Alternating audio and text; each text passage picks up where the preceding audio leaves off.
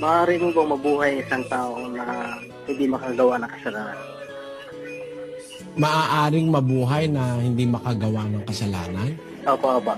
Actually po, ang buhay natin talagang buhay na dapat sana'y walang kasalanan.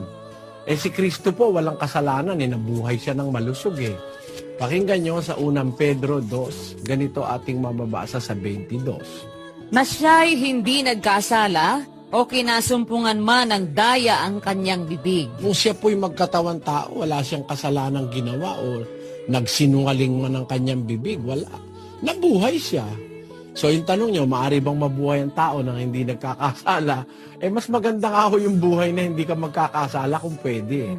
Kaya lang, kung po tayo'y talagang tao, meron tayong sometimes na parang para tayong yung instinct na yata ng tao yung parang magkasala siya. Sabi ng Biblia ganito sa Ecclesiastes, Tunay na walang matwid sa lupa na gumagawa ng mabuti at hindi nagkakasala. ayun. Eh kahit pala matwid sa lupa, gumagawa pa ng mabuti, nagkakasala pa rin.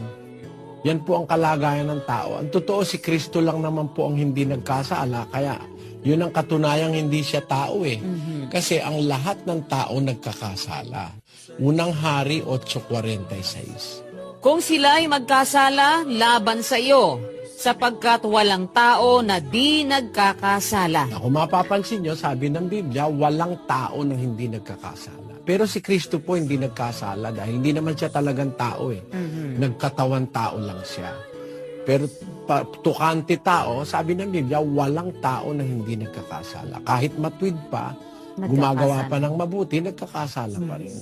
Pero may paraan po ang Diyos para tayo makagawa o ma-minimize yung kasalanan, kapatid na Lord. Paano po, Brother Eli? Yung makaiwas ka sa kasalanan o kung magkakasala ka man ay hindi mabibigat o paminsan-minsan lang, gano'n.